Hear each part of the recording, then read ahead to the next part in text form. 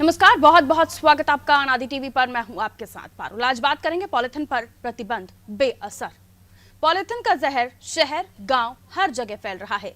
जल, जंगल, जमीन सभी पॉलिथीन से प्रदूषित हैं।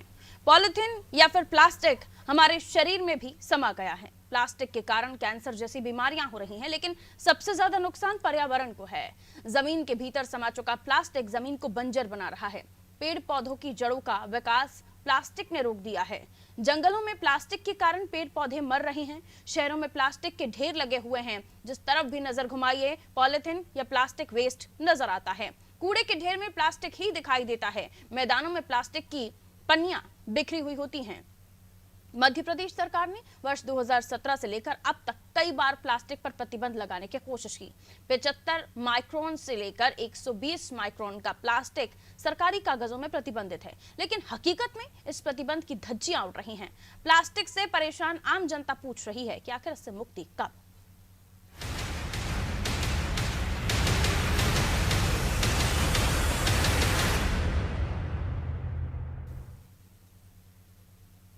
तो मध्य प्रदेश के शहरों और गांवों में प्लास्टिक का प्रदूषण लगातार फैल रहा है। प्लास्टिक से बनने वाली पतली पॉलिथीन से लेकर मोटे कैरी बैग हमारे प्राकृतिक स्रोतों को जहरीला कर चुके हैं। नदी, तालाब, खाली प्लॉट्स पर हर जगह पॉलिथीन देखी जा सकती है। भोपाल में ही हर दिन 15 टन कचरा केवल प्लास्टिक का निकल रहा है। ऐसा नहीं है कि सरकार ने कोई कदम नहीं उठाया। 2017 में प्रदेश में पॉलिथीन कैरी बैग पर पूरी तरह प्रतिबंध लगा दिया गया। इसके बाद सितंबर 2021 में 75 माइक्रोन के पॉलिथीन पर पूरी तरह रोक लगाई गई। अब जुलाई 2022 से 120 माइक्रोन से अधिक मोटाई वाली पॉलिथीन बैग पर भी रोक लगा दी गई है, लेकिन ये रोक केवल कागजों पर लगी हुई है। हकीकत यह है कि इस प्रतिबंध की धज्जियां उड़ रही हैं। बड़े बड़े दुकानदारों से लेकर हाट बाजार के छोटे छोटे दुकानदारों तक हर जगह पतले और मोटे पॉलिथीन बैग उपलब्ध है। ग्राहकों को झोला लाने में शर्म आती है, शायद विक्रेताओं को पॉलिथीन में सामग्री देने में आसानी हो जाती है। पॉलिथीन सस्ता भी पड़ता है, इसलिए पैकेजिंग के दूसरे जो मटेरियल हैं उनका उपयोग नहीं किया जाता। लेकिन ये कंजूसी पर्यावरण पर भारी पड़ रही है। पिछली बरसात में ही मध्य प्रदेश में कई शहरों में जल भराव हो गया था। अधिकांश जगह जल भराव का कारण नालियों में फंसे पॉलिथीन बैग थे। जल भराव की समस्या तो है ही, शहरी और ग्रामीण क्षेत्रों में गंदगी का सबसे बड़ा हिस्सा प्लास्टिक बन चुका है। ये गंदगी हर साल हजारों पशुओं की मौत का कारण भी बनती है। पॉलिथीन में फेंकी गई सामग्री, खाने की चीजें गाय और दूसरे पशु जो है वो खा लेते हैं। इससे पॉलिथीन भी उनके पेट में एकत्रित हो जाता है। पॉलिथीन पशुओं की आंतों को जाम कर देता है, बाद में उनकी अकाल मृत्यु हो जाती है। इस समस्या पर सरकार और व्यापारी दोनों का रवैया ढुलमुल है। व्यापारियों का कहना है कि सरकार उत्पादन बंद कर दे तो पॉलिथीन अपने आप रुक जाएगी। सरकार का कहना है कि प्रतिबंध के बावजूद भी उपयोग करना अपराध है। हम चालानी कार्रवाई करेंगे, फिर भी यह अपराध लगातार किया जा रहा है। देश में चल रहे स्वच्छता अभियान को भी पॉलिथीन के उपयोग से धक्का पहुंचा है। भोपाल शहर में 850 टन 850 टन कचरा निकलता है। इसमें से 15 टन प्लास्टिक और पॉलिथीन का कचरा होता है। जो एकत्रित होता है उसका अधिकांश हिस्सा रिसाइकल हो जाता है, लेकिन जो एकत्रित नहीं हो पाता वो प्रदूषण फैलाता है। प्लास्टिक का ये जहर मानवता को हर तरह से नुकसान पहुंचा रहा है, लेकिन सरकार सिर्फ खाना पूर्ति कर रही है।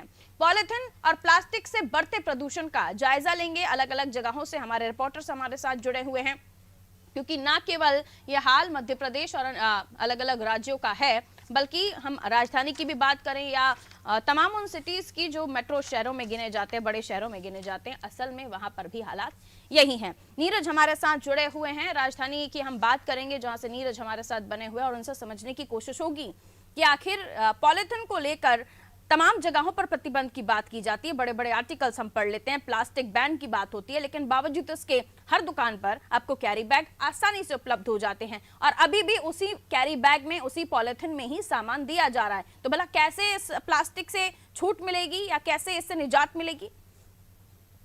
देखिए बिल्कुल पारुल जी, जिस तरह से जो पॉलिथीन का जो उपयोग है वो काफी बढ़ा हुआ है। इस समय यदि बात की जाए तो दुकानदार काफी सारी रोक होने के बाद, चालानी कार्रवाई होने के बाद भी पॉलिथीन का जो विक्रय है उसको नहीं रोक पा रहे हैं, जिसको कहीं ना कहीं माना जाए कि जो प्रशासन है उसका ढुलमुल जो रवैया है उसके कारण जो है पॉलिथीन का जो उपयोग है वो बंद नहीं हो पा रहा है। जैसे काफी सारे नुकसान जो है पर्यावरण को भी हो रहे हैं, साथ में हम ये भी देखते हैं कि गाय गाय माता जिसको हम कहते हैं हिंदू धर्म में, वो भी कई बार पॉलीथीन का सेवन कर लेती हैं और उनके जो आंतों में पॉलीथीन फँस जाती है और उसके बाद वो तड़प-तड़प के अपनी जान दे देती हैं। हालाँकि सबसे ज़्यादा जो नुकसान है वो पानी के पाउच जो मिल रहे हैं बाज़ार में, उनसे काफ़ी देखने को मिल रहा है। जिस तरह हम एक मार्केट के बाहर खड़े हैं, यही का हम आपको दिखा देते हैं। यहाँ आप देख सकते हैं कि कितना कचरा यहाँ पर जो है डला हुआ है, पॉलीथीन किस तरह से यहाँ पर पड़ी हुई है। ये यहाँ तक कि जो पानी के पाउच है, ये दुकानदार जो पानी के पाउच जो बेचते हैं और सड़कों पर ही फेंक देते हैं और कहीं न कहीं ये जिस तरह से ज़मीन के अंदर जाएँगे तो जो ज़मीन की जो उर्वरक शक्ति है उसको तो खत्म करेंगे ही, साथ में ब ब ज़मीन को भी जो है बंजर बनाने का काम करेंगे। तो चाहे बड़े शहरों की बात की जाए या छोटे शहरों की बात की जाए, तो पॉलीथीन का जो उपयोग है, किसी भी प्रकार से जो है रुकने का नाम नहीं ले रहा है। तो उसका सबसे बड़ा कारण यही माना जाता है कि प्रशासन जिस तरह से चालानी कार्रवाई तो करता है, हालाँकि लोगों में जागरूकता फैलाने के लिए भी काफ़ी पैसा जो है सरकार खर्च कर रही है, काफ़ी सारे आयोजन किए जाते हैं, काफ़ी जागरूकता अभियान चलाए जाते हैं। उसके बावजूद जो है पॉलीथीन का जो उपयोग है वो बंद नहीं हो पा रहा है। इसके जो मुख्य कारण जो माना जाता है कि प्रशासन जो है वो सिर्फ़ चालानी कार्रवाई तक ही सीमित है। यदि जब ज़्यादा सख्ती बढ़ती है, शासन की के ऊपर ज़्यादा दबाव होता है अधिकारियों के ऊपर, तो वो कुछ छोटी दुकानों पे जाके पॉलीथीन जब्ती की कार्रवाई करते हैं और कुछ 5-10 हज़ार का चालान काटते हैं, उसके बाद इशू कर देते हैं, लेकिन फिर रवैया वही की वही। जिस तरह से नॉन वुडन बैग की बात की जाए, सरकार ने उसको प्रोत्साहित किया था, क्योंकि वो पानी जो ज़मीन में जब जाता है तो कुछ समय बाद घुल जाता है। लेकिन थोड़ा उसकी कॉस्टिंग ज़्यादा आती है, तो उसका उपयोग नहीं दुकानदार नहीं करते हैं। ग्राहकों को भी ज़्यादा पैसे चुकाने पड़ते हैं उसके। जिस तरह से यदि हम शॉपिंग मॉल्स में जाएँ, तो वहाँ ज़रूर अभी कपड़े के जो बैग्स हैं उन वो मिलना शुरू हो गए हैं। लेकिन जो पैकिंग है, जो सामान की पैकिंग है, चाहे वो खाद्य पदार्थ हो, दूध की थैली हो, पानी के पाउच हो, ये सब पॉलीथीन में ही पैक होते हैं। तो कहीं न कहीं एक तरफ जो है प्राकृतिक संरक्षण की बात की जाती है और पॉलीथीन मुक्त भारत की बात की जाती है, लेकिन देखा जाए तो दूध भी पॉलीथीन में ही मिल रहा है, यहाँ तक कि बाज़ार में जो पीने का पानी है वो तक जो है पॉलीथीन में मिल रहा है। तो इस तरह पारुल जी लगता नहीं है कि पॉलीथीन पर रोक लगाई जा सकेगी और पर्यावरण को बचाया जा सकेगा। जी, पारुल जी। बिल्कुल, क्योंकि कई ऐसी सामग्री हैं, आज भी बड़े-बड़े ब्रांड्स हैं जिन्हें जिन्हें छू तक नहीं सकते लोग। ये आप समझ कर चलिए, भले ही बड़ी-बड़ी बातें सरकार करे, लेकिन कई ऐसे बड़े ब्रांड्स की पैकेजिंग है जो प्लास्टिक में ही होती है, उनको आप टच नहीं कर सकते। अगर वाकई पॉलिथीन पर पूरी तरह प्रतिबंध लगाना है, तो ये जो पैकेट्स फूड आता है, पैकिंग में आता है, प्लास्टिक्स में आता है, टेट्रा पैक, उसमें भी प्लास्टिक ही यूज होता है और उन्हें खत्म करना है तो पहले इन बड़े-बड़े जो ब्रांड्स हैं, जिसमें चिप्स के ब्रांड्स हैं, जिसमें टेट्रा पैक्स के ब्रांड हैं, काफी सारी चीजें हैं, उन्हें खत्म करना होगा। जब बड़े लोगों पर कार्रवाई होगी, बड़े ब्रांड्स पर कार्रवाई होगी, तब छोटे छोटे लोगों पर अपने आप कहीं ना कहीं वो डर रहेगा। लेकिन जैसे कि आपने कहा कि ऐसा होता हुआ इसलिए भी नहीं दिख रहा है क्योंकि इतनी छोटी से लेकर चाहे बड़ी बड़ी पैकेजिंग की बात कर लीजिए आप, वो सभी प्लास्टिक में हो रही हैं। तो इसका अल्टरनेट क्या है? अल्टरनेट है रिसाइकल। तो रिसाइकल करने के लिए वो सारी चीजों का इकट्ठा होना जरूरी है, क्योंकि कई लोग यूं ही फेंक देते हैं और पन्नी प्लास्टिक बहुत पतला होता है, उड़ जाता है, कभी जंगलों में, कभी जमीन में जाकर समा जाता है। ये सब चीजें हम देखते हैं। क्या आपको लगता है कि अब एक महज जो चीज है, कई बार हम देखते हैं प्लास्टिक का रीयूज लोग करते हैं, कुछ नया बना लेते हैं। कुछ ऐसे मशीन्स होती हैं जो प्लास्टिक का रीयूज करके कुछ नई चीजें और बन जाती हैं। घरों पे लोग जो कबाड़ है उससे चीजें बना रहे हैं आप। जी, बिल्कुल देखिए पारुल जी, जिस तरह से यदि पॉलीथीन की बात की जाए तो उसको कहीं न कहीं बैन ज़रूर कर दिया गया है, लेकिन जो उसका उपयोग है, वो कहीं से कहीं तक कम नहीं हो रहा है, क्योंकि उसका कोई सब्स्टिट्यूट फिलहाल स्थायी सब्स्टिट्यूट कोई भी नहीं है, क्योंकि दूध जैसे बात की जाए, पानी की बात की जाए, तो और कोई ऐसा कोई पैकेजिंग का जो व्यवस्था ऐसी नहीं है कि जिससे उसमें पैक किया जा सके। हालाँकि बड़े शहरों की बात की जाए तो कचरा वाहन आते हैं, पॉलीथीन समेटते हैं और सब कुछ जो है उसको एक डंपिंग यार्ड में डाल देते हैं। वहाँ से जो पॉलीथीन है उसको छाँट के उसको रिसाइकल किया जाता है। लेकिन यदि बात की जाए छोटे गाँव की, यहाँ ये व्यवस्थाएँ नहीं है। तो वहाँ पर जो है चिप्स के पैकेट हो, चाहे पानी के पाउच के पैकेट हो, यूँ ही सड़कों पर डाल दिए जाते हैं, जिसके कारण वो सीधे या तो गाय के पेट में चले जाती है, जिससे उनकी आँतों में फँस के गाय की मौत हो जाती है, या फिर जिस तरह से उर्वरक शक्ति है जो खेतों की, वो भी कहीं न कहीं कम हो रही है। जिस तरह हम यदि ट्रेन बिल्कुल। में सफ़र कर रहे हैं तो मोस्टली डस्टबिन नहीं ढूँढते हैं, ट्रेन के खिड़की से ही बाहर जो है पॉलीथीन फेंक दिया जाता है और वो पॉलीथीन सीधे-सीधे जो है खेतों में उड़कर पहुँच जाती है और ज़मीन के अंदर दब जाती है, क्योंकि पॉलीथीन कभी खत्म नहीं होती और वो उसका जो पॉलीथीन है उसका जो जीवन काफ़ी लंबा होता है। इसलिए वो ज़मीन के नीचे पड़ी रहती है, लेकिन नष्ट नहीं होती। तो कई सारे विकल्प जो है सरकार खोज रही है इसके, लेकिन कहीं न कहीं ज़रूरी ये है कि छोटे-छोटे विकल्पों को, जैसे जो छोटे-छोटे विकल्प हैं उनको भी ध्यान दिया जाए। जिस तरह से अभी जो बड़े मॉल हैं, बड़े शोरूम्स हैं, उनमें हालाँकि कैरी बैग अब पॉलीथीन का नहीं मिल रहा है, या तो कपड़े का मिल रहा है, या फिर एक पॉलिएस्टर का वहाँ जो है उपलब्ध कराया जाता है ग्राहकों को। लेकिन जिस तरह से जो चिप्स के पैकेट हैं, पानी के पाउच हैं, आप देख सकते हैं सामने दुकान में जिस तरह से लाइन लगी हुई है चिप्स के पैकेट की, वो सभी जो है पॉलीथीन के जो पैक हैं, उनमें बने हुए हैं, चाहे वो बड़ी कंपनी के बड़े ब्रांड हैं।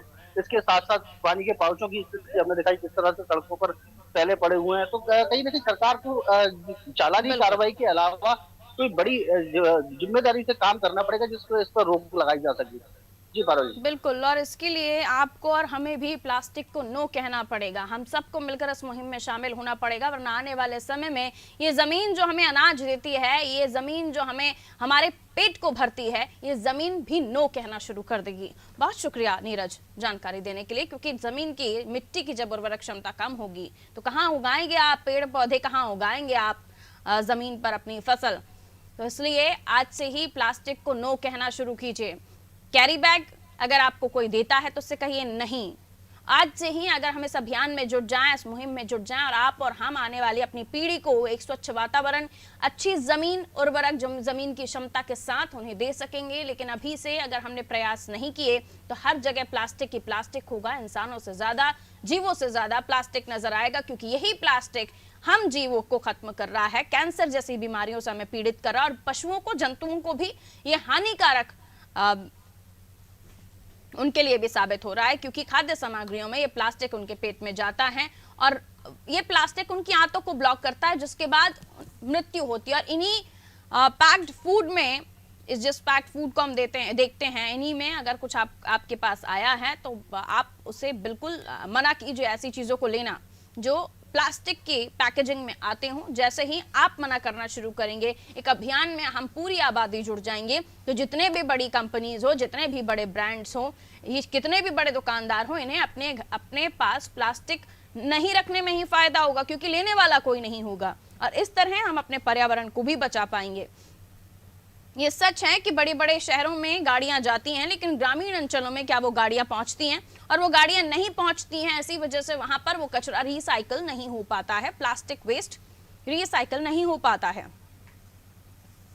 और अब जब हम देख रहे हैं कि लगातार प्रतिबंध लगाने के बावजूद, 2017 से बैन करने के बावजूद भी प्लास्टिक धड़ल्ले से मार्केट में बिक रहा है। और आप तमाम जगहों पर देख लीजिए, किसी भी राज्य, किसी भी शहर चले जाइए, प्लास्टिक का डिस्पोजल वेस्ट हो, प्लास्टिक के कैरी बैग्स हो, प्लास्टिक में पैकेजिंग फूड हो, ये सब धड़ल्ले से बिक रहा है, लेकिन नाम को प्रतिबंध जरूर है। और ऐसे में जुलाई का समय 2022 में जब 120 माइक्रोन से अधिक मोटाई वाले पॉलीथीन बैग पर रोक लगा दी गई थी, और ये रोक केवल कागजों पर ही है, क्योंकि मार्केट में 120 माइक्रोन वाले पॉलीथीन भी मिल रही हैं। अगर अभी भी आप ये सोच रहे हैं कि किस तरह से इसे पूरा किया जा सके, तो आप इस बात को विशेष रूप से अपने जहन में रखें कि अगर आपके घर पे कोई प्लास्टिक बैग है, थैला है, आप उसे अपने साथ लेकर निकलें। जब भी आप घर से बाहर हों, आप उस बैग में ही सामान लेना पसंद करेंगे, तो इन तमाम चीजों पर वैसे ही खुद ब खुद रोक लगना शुरू हो जाएगी। वरना आने वाले समय में आप और हम सबसे ज्यादा प्लास्टिक को देखेंगे और आपके आसपास बहुत ज्यादा कुछ दिखेगा नहीं, क्योंकि रिसाइकिल भी कितना वेस्ट होगा।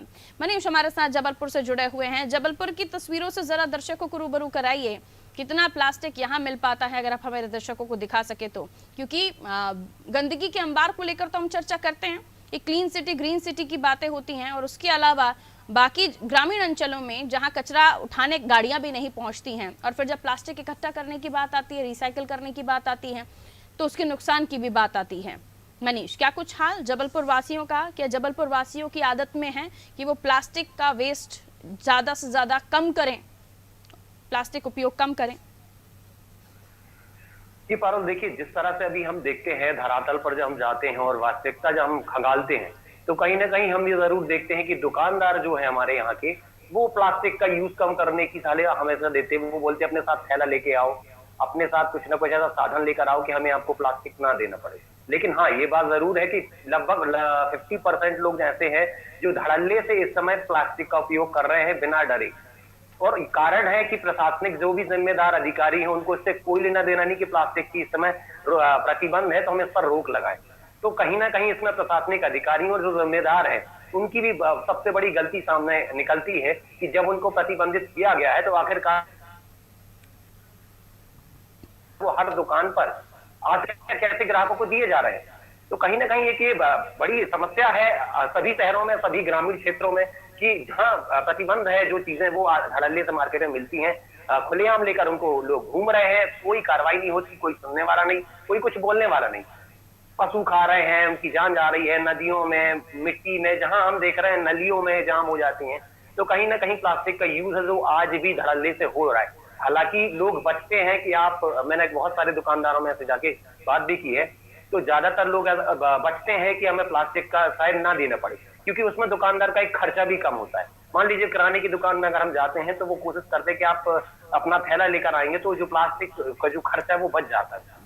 तो कहीं ना कहीं प्रयास तो हो रहे हैं, लेकिन हर व्यक्ति उतना जागरूक नहीं है जितना होना चाहिए। कहीं ना कहीं इसमें थोड़ा सा सरकार को, और अभी जो बीच में हम देख रहे हैं कि बिल्कुल भी कोई ऐसी जागरूकता नहीं रखी गई है प्लास्टिक को लेके, जबकि ये बहुत बड़ा इशू है, बहुत बड़ी समस्या है हमारे देश के लिए, हमारे प्रदेश के लिए। लेकिन इस पर भी सरकार थोड़ा सा ढुलमुल रवैया अपनाए हुए है, प्रशासनिक अधिकारी भी हम जानते हैं माशाअल्लाह है। तो कहीं ना कहीं इस पर ध्यान देना जरूरी है। जिस तरह से ये आज तो ठीक है पारुल जी, आने वाले समय में बहुत बड़ी समस्या बनकर उभरेगी, और जब उस समय फिर हो सकता है हमारे हाथ में कुछ भी न रहे। आज हम कंट्रोल कर सकते हैं क्योंकि अभी उतना हमारे हाथ में सब कुछ है। तो कहीं ना कहीं इस पर सरकार को और प्रशासनिक अधिकारियों को ध्यान तो देना चाहिए कि जिस तरह से धड़ल्ले से इस समय प्लास्टिक बिक रही है, और हम देख रहे हैं हर मोहल्ले, हर गली हमें प्लास्टिक के ढेर मिलते हैं देखने को, वो इन पर रोक लगे, इनका इस्तेमाल कम हो। जी बिल्कुल, और ऐसे में सवाल यही उठता है कि इतना सब कुछ प्रतिबंध लगाने के बाद, बैन करने के बावजूद भी मार्केट में प्लास्टिक अवेलेबल है, और अगर इसे खत्म सरकारें नहीं कर रही तो आपको और हमें, हमारे दर्शकों को इस मामले में कदम उठाने होंगे और हमें ही मिलकर कहना होगा प्लास्टिक को नो, ताकि आने वाले समय में हम जो देख रहे हैं, जो हम चर्चा भी कर रहे थे अभी, कि ये जो प्लास्टिक्स हैं, ये पॉलिथीन बैग हैं, ये ज़मीन में धंस जाते हैं और ज़मीन की, मिट्टी की उर्वरक क्षमता को कम करते हैं। तो आने वाली पीढ़ी को हम क्या देकर जा रहे हैं? आने वाली पीढ़ी सवाल ज़रूर करेगी कि आपने तो हमें वो ज़मीन तक नहीं दी जिसमें हम कुछ उगाकर अपना पालन पोषण कर सकें। तो ये सुनने को ना मिले, इसलिए अभी से, आज से ही प्लास्टिक को कहिए नो। बहुत शुक्रिया मनीष जानकारी देने के लिए।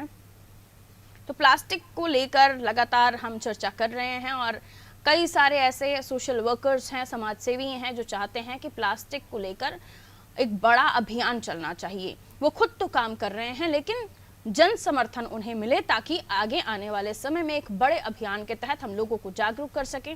और ये कार्यक्रम भी आज हम इसलिए भी कर रहे हैं ताकि आप लोग भी जागरूक हो। घर से निकलिए, थैला लेकर निकलिए, बैग निकलिए, और अगर बहुत मजबूरी में आपको सामने से अगर सामान लेना है और वो प्लास्टिक बैग में लेने की मजबूरी हो भी रही हो, तो उनसे कागज के बैग की डिमांड कीजिए, पेपर बैग की डिमांड कीजिए। आपके 1 रुपए या 2 रुपए ज्यादा देने से आप पर्यावरण को बचा ही रहे हैं, जो आने वाले समय में आपके ही काम आएगा, क्योंकि यही प्लास्टिक किसी न किसी माध्यम से आपकी बॉडी में जाकर आपको कैंसर दे रहा है, जीव जंतुओं को बीमार कर रहा है, उनकी मौत का कारण बन रहा है। और जो प्लास्टिक का ढेर हो जाता है, उसको रिसाइकिल कई हद तक सरकारें कर रही हैं, लेकिन उसके बावजूद भी कई जगहों से इकट्ठा नहीं हो पाता प्लास्टिक, और वो जमीन में धंस जाता है, और फिर उसके बाद जमीन की उर्वरक क्षमता कम होती है, वो जमीन बंजर में तब्दील हो जाती है, क्योंकि जमीन में फिर कुछ बचता ही नहीं है, कुछ मिनरल्स ही नहीं होते हैं उस मिट्टी में, किसी तरह से उर्वरक क्षमता उसकी बिल्कुल जीरो हो चुकी होती है, तो वो फिर मिट्टी आपको कुछ देती भी नहीं है।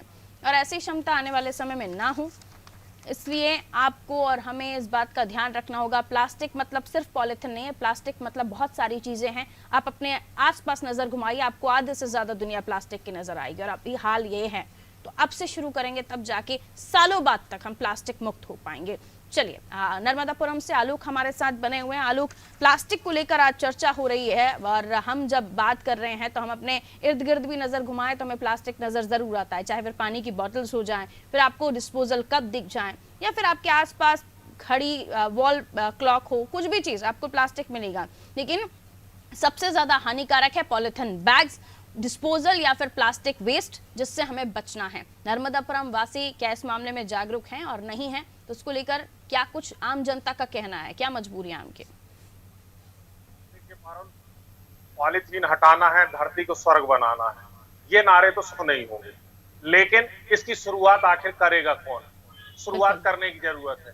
अनादि टीवी आज जो कार्यक्रम हम जिस पर चर्चा कर रहे हैं, आज हर आदमी, टीवी के हर व्यूअर्स को ये शपथ लेनी चाहिए कि मैं जब घर से निकलूंगा कोई भी सामान लेने के लिए तो मैं अपना कपड़े का कैरी बैग साथ में लेके जाऊंगा, जूट का कैरी बैग साथ में लेके जाऊंगा।